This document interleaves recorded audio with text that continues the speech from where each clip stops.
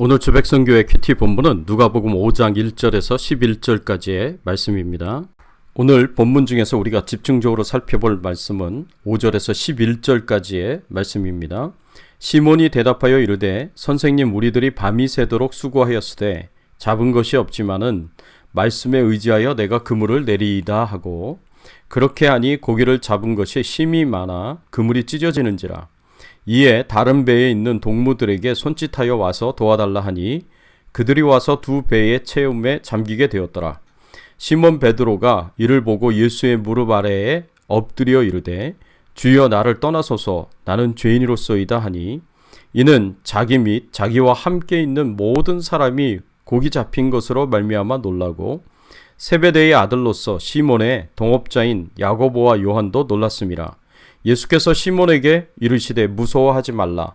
이제 후로는 네가 사람을 취하리라 하시니 그들이 배들을 육지에 대고 모든 것을 버려두고 예수를 따르니라.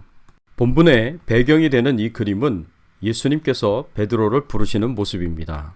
오늘 본문의 주제는 하나님이 우리를 부르신 부르심은 어떤 의미를 가지고 있는가입니다. 하나님이 우리 믿는 자들을 부르십니다. 우리를 구원으로 부르셨습니다. 우리가 예수 그리스도를 믿고 구원받은 하나님의 백성으로 천국 백성으로 부르셨습니다. 뿐만 아니라 하나님께서는 우리가 예수님을 따르는 제자로 부르셨습니다.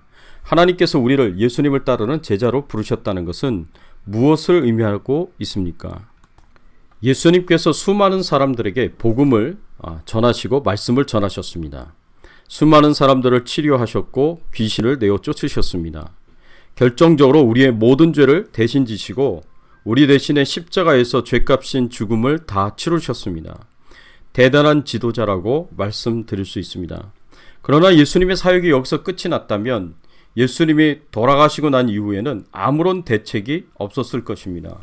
그러나 예수님은 스스로도 대단한 지도자이셨지만 예수님이 더 대단하신 이유는 예수님이 이 땅을 떠나신 이유를 생각하시고 사람을 준비시키고 키우셨다는 것입니다. 오늘 본문 누가복음 5장 10절에서 11절까지의 말씀에 보면 세베대의 아들로서 시몬의 동업자인 야고보와 요한도 놀랐습니다. 예수께서 시몬에게 이르시되 무서워하지 말라. 이제 후로는 네가 사람을 취하리라 하시니 그들이 배들을 육지에 대고 모든 것을 버려두고 예수를 따르니라. 예수님께서는 제자들을 부르십니다. 그런데 오늘 본문에서는 직접적으로 제자들을 부르신 것으로 보이지 않습니다. 그저 이제 후로는 내가 사람을 취하리라 라고만 말씀을 하신 것으로 보입니다. 그러나 사실 다른 복음서의 말씀들을 보면 예수님께서 제자들에게 나를 따라오라고 직접 부르셨습니다. 예수님께서 제자들을 부르신 그 부르심은 어떤 의미를 가지고 있습니까? 예수님께서 제자들을 부르신 그 부르심은 어떤 의미를 가지고 있겠습니까? 그리고 오늘날 우리를 제자로 부르신 그 부르심에는 어떤 의미가 있겠습니까? 예수님의 부르심은 하나님의 은혜로 주어진 부르심입니다. 하나님의 은혜로 부르신 부르심이었습니다. 예수님께서 제자들을 부르실 때 제자들이 어떤 특별한 능력을 가지고 있기 때문에 특별한 사람들이기 때문에 부르신 것이 아니었습니다. 제자들은 그저 아무런 자격이 없는데도 불구하고 하나님의 은혜로 부르심을 받은 것입니다. 도저히 예수님의 제자가 될 가치가 없는 죄인들을 부르셔서 예수님을 따르는 제자가 되게 하셨습니다. 어부들을 부르셨고 세리를 부르셨고 열심당원들을 부르셨습니다. 유대인들의 눈으로 보기에도 메시아의 제자로 부름을 받기에는 너무나 자격이 없어 보이는 그런 사람들을 제자로 부르셨습니다. 오늘 본문에 보면 정말 메시아의 제자로 부름을 받을 것이라고 도저히 상상할 수 없었던 어부였던 베드로를 제자로 부르시는 것을 볼 수 있습니다. 베드로는 늘 하던 대로 고기를 잡으러 게네사렛 호숫가로 나갑니다. 베드로는 어부를 직업으로 삼고 살기 때문에 고기 잡는 것에는 선수였습니다. 그러나 밤새도록 고기를 잡으려고 노력했지만 한 마리도 잡지 못했습니다. 이것도 참 기적 중에 기적이 아닐 수 없습니다. 갈릴리에서 고기를 잡을 때에는 꼭 밤에 잡아야 합니다. 그 이유는 물고기가 깊은 물속에서 나와서 먹이를 먹는 때가 어두운 밤이었기 때문입니다. 물고기는 어두울 때 수면 가까이까지 나와서 먹이를 먹다가 해가 뜨면 바로 깊숙한 곳으로 다시 들어갑니다. 그래서 갈릴리 어부들은 밤에 고기를 잡았습니다. 베드로는 항상 하던 대로 밤에 나가 고기를 잡기 위해 그물을 던졌습니다. 그런데 그날은 이상하게도 아무리 그물을 던져보아도 고기를 잡을 수 없었습니다. 수십 년간 이곳에서 물고기를 잡아왔기 때문에 어디에 그물을 던지면 물고기를 잡을 수 있을 것이라는 것을 누구보다도 잘 알고 있었습니다. 그런데 그날은 아무리 그물을 던져도 물고기를 잡을 수가 없었습니다. 굉장히 이상한 날이었습니다. 결국 나와서 한 마리도 잡지 못하고 배를 돌려 집으로 돌아가야 했습니다. 한 마리도 잡지 못했기 때문에 맥이 빠지고 기운이 빠져서 실망한 가운데 배를 돌려 호숫가에 배를 댈 수 있었습니다. 다른 때보다 더 많이 그물을 던졌기에 몸도 피곤해서 돌아왔을 것입니다. 기운 없이 실망하고 피곤한 가운데 배에서 그물을 내리고 그 그물을 씻고 있었을 때 가까운 거리에서 예수님께서 무리를 향하여 말씀을 전하시는 것을 볼 수 있었습니다. 그런데 그 선생님이 말씀을 가르치시다가 갑자기 그물을 내려서 씻고 있는 자신에게로 오시는 것입니다. 그리고 배를 타고 육지에 조금 나가자고 말씀하시는 것입니다. 그리고 그곳에서 또 한참 말씀을 하시고 난 이후에는 이제는 깊은 데로 가서 그물을 내려 고기를 잡으라고 말씀하십니다. 밤새도록 피곤하게 고기를 잡고 아무것도 잡은 것이 없어서 피곤하고 실망해서 왔는데도 배를 다시 육지에서 조금 떨어지게 하고 한참 동안 쉬지 않고 말씀을 들은 것은 이 모든 것을 요청하시는 분이 예수님이시기 때문에 평소에 존경하고 메시아라고 생각하였던 선생님이시기 때문에 순종하여 할 수 있었습니다. 그런데 지금 깊은 데로 가서 그물을 내려 고기를 잡으라고 말씀하시는 것은 도저히 이해하기가 어려운 것이었습니다. 순종하기도 어려운 말씀이었습니다. 어부의 일에 대해서는 누구보다도 잘 알고 있었던 베드로였기에 해가 이미 뜬 낮 시간에는 고기가 전부 깊은 물속으로 들어간다는 것을 수십 년의 어부 생활로 누구보다도 잘 알고 있었던 베드로였기에 예수님의 말씀이 헛수고라는 것을 미리 짐작할 수 있었습니다. 오랜 경험과 노련함으로 이미 헛수고일 것이 뻔한 행동을 한다는 것이 참으로 쉽지 않는 노릇이었습니다. 이미 육신적으로는 밤새도록 일한 것 때문에 크게 피로하였고 이미 오랜 시간 동안 예수님이 말씀하신 대로 바닷가에 배를 대고 있었기에 역시 피곤하였고 무엇보다도 아무것도 잡은 것이 없어서 기운 빠져 있는 상태에서 헛수고일 것이 뻔한 행동을 또 한다는 것은 정말 쉽지 않았을 것입니다. 그러나 베드로가 어떻게 합니까? 헛수고라고 하더라도 순종합니다. 상식적으로 아니라고 하더라도 순종합니다. 그랬더니 엄청나게 많은 고기를 잡을 수 있었습니다. 자신의 배와 동료였던 야고보와 요한의 배까지 채웠는데도 배가 잠길 정도로 많은 고기를 잡았습니다. 이것은 도저히 있을 수 없는 일이 일어난 것입니다.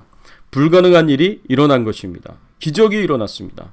이런 기적은 하나님만이 하실 수 있는 기적이었기에 지금 예수님을 앞에 두고 있는 베드로는 신적 존재와 만나고 있다는 것을 볼 수 있습니다. 하나님의 현현, 하나님의 능력의 현현, 하나님의 영광의 현현을 경험한 것입니다. 그것도 아주 깊이 경험하였습니다. 제3자로서 경험한 것이 아니라 당사자로서 경험한 것입니다. 이 신적 존재와의 만남으로 인해 두려워하며 바로 무릎을 꿇고 요청합니다. 오늘 본문 8절의 말씀에 보면 주여 나를 떠나소서 나는 죄인이로소이다 라고 고백합니다. 8절 말씀에 시몬 베드로가 이를 보고 예수의 무릎 아래에 엎드려 이르되 주여 나를 떠나소서 나는 죄인이로소이다. 그 당시 이스라엘 백성들은 하나님의 임재가 있으면 죄인들은 죽는다고 생각했습니다. 그래서 함부로 하나님의 이름도 부르지 못했습니다. 하나님의 이름을 불렀다가는 하나님의 임재가 이루어져서 자신이 죽을 것이라고 생각했습니다. 그래서 하나님의 이름이 나와도 그 이름을 부르지 못하고 그저 아도나이라고 불렀습니다. 아도나이는 주라는 뜻입니다. 그래서 서기관들은 구약 성경을 필사할 때에 하나님의 이름이 나올 때마다 반드시 목욕을 하고 와서 몸과 마음을 깨끗하게 하고 하나님의 이름을 기록했습니다. 이 정도로 하나님의 이름에 대해서, 하나님의 인재에 대해서 큰 두려움을 가지고 있었습니다. 그래서 베드로가 이렇게 큰 두려움 속에서 주여 나를 떠나소서 나는 죄인으로서이다 이렇게 고백을 한 것입니다. 오늘 본문에는 베드로가 이렇게 고백을 드렸지만 이런 체험은 베드로만 한 것이 아니었습니다. 가장 가까이서 보았던 안드레와 요한과 야고보도 함께 체험했고 같은 두려움을 가졌을 것입니다. 예수님은 단순히 메시아가 아니었습니다. 예수님은 하나님의 아들이셨고 하나님이셨습니다. 이것을 3인칭 시점에서 보고 경험한 것이 아니라 1인칭 시점에서 자신이 직접 경험하고 체험하니 엄청난 충격으로 다가왔습니다. 그리고 예수님께서 베드로를 부르십니다. 오늘 본문 10절 말씀에 보면 무서워하지 말라. 이제 후로는 네가 사람을 취하리라 하시니. 오늘 본문의 말씀에서는 두려워하지 말라. 이제 후로는 네가 사람을 취하리라 라고 말씀을 하고 있지만 마태복음 4장 19절 말씀에 보면 나를 따라오라. 내가 너희를 사람을 낚는 어부가 되게 하리라 하시니 이렇게 말씀하셨습니다. 예수님의 부르심에는 두 가지 반응밖에 없습니다. 예수님의 제자가 되든지 아니면 예수님을 떠나가든지 두 가지 반응밖에 없습니다. 예수님을 메시아로 믿고 예수님의 부르심에 순종하고 예수님을 따르는 것에 대한 대가를 계산하고 난 이후에 따랐습니다.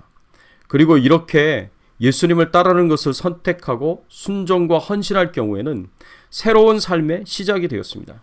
예전의 삶은 벗어버리고 하나님의 뜻에 순종하는 것으로 하나님의 가족에서 새로운 삶을 살아가는 것이 시작이 됩니다. 그리고 이렇게 예수님의 부르심에 순종과 헌신으로 반응한 제자들은 모두 군중들, 무리들로부터 나와서 구별된 자들이었습니다. 복음서를 보면 예수님을 따라다니는 수많은 무리들이 있었습니다. 이들은 예수님에 대해서 호기심이 있었고 예수님이 일으키시는 기적에 대해서 놀라워했고 예수님의 말씀을 듣고 그 말씀의 능력에 놀라워했습니다. 그래서 예수님이 일으키시는 기적을 보기 위해서 예수님의 말씀을 듣기 위해서 예수님을 따라다니면서 예수님 앞에 나왔지만 그렇다고 해서 예수님을 메시아로 믿는다든가 예수님을 따르는 삶에 대하여 심각하게 생각하지 않았습니다. 그저 중립적으로 예수님을 대하고 관심과 호기심을 갖고 대할 뿐이었습니다. 예수님께서는 이들을 전도 대상자라고 생각하시고 힘써 말씀을 전하시고 가르치시고 예수님이 전하신 복음과 말씀에 믿음으로 반응하기를 원하셨지만 온 마음으로 믿는다거나 헌신하지는 않았습니다. 그래서 예수님과 진지한 관계와 교제를 나누는 제자라고 할 수 없었고 가장 적합한 표현은 관전자라고 볼 수가 있습니다.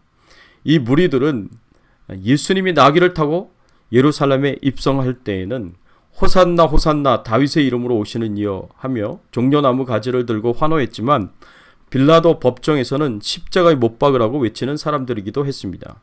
상황에 따라 여건에 따라 예수님에게 붙었다가 대제사장의 무리에게 붙었다가 하는 사람들이었습니다. 그런데 예수님께서 제자들을 부르시는 것은 이렇게 관전자라고 볼 수 있는 무리의 수준에서 벗어나 예수님과 심각하게 진지한 관계와 교제를 나누고 순종과 헌신으로 따르는 제자로 부르신 것입니다. 이것이 예수님이 하신 사역의 목적이었습니다. 예수님께서는 사람들이 무리에서 나와서 예수님을 따르는 제자가 되기를 원하셨습니다. 그래서 복음을 전하시고 말씀을 가르치시고 온갖 기적을 행하신 것입니다. 그리고 이 사명을 교회에게도 주셨습니다.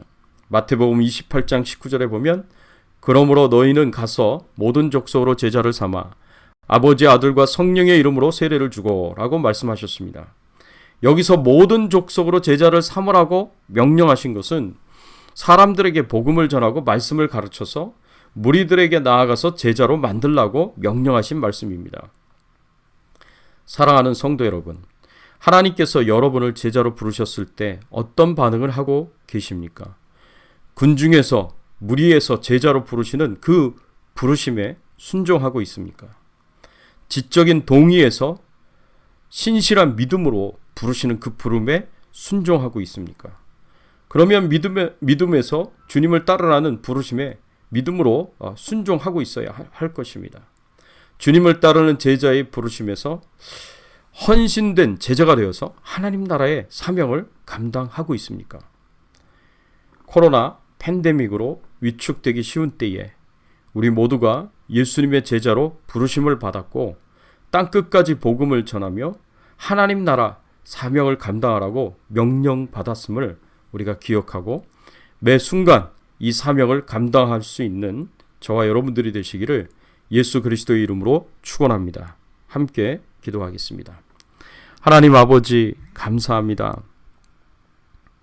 오늘 말씀을 통하여서 그저 무리에 불과했고 군중들에 불과했었던 우리를 부르셔서 예수님의 제자로 삼아주시니 감사를 드립니다.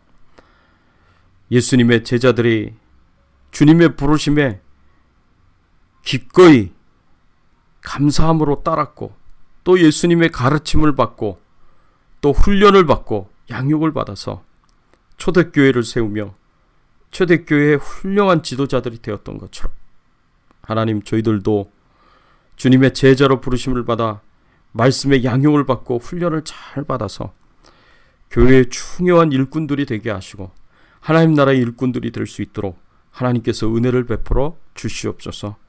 코로나19 바이러스로부터 안전하게 하시고 오늘도 가정을 지켜주시고 후손들을 지켜주시고 생업을 지켜주시고 우리의 건강을 지켜주시고 보호해 주시며 오늘 하루도 주님과 동행하는 승리의 삶 살기를 소원하오며 우리의 왕 되시고 주인 되신 예수 그리스도의 이름으로 기도드리옵나이다. 아멘.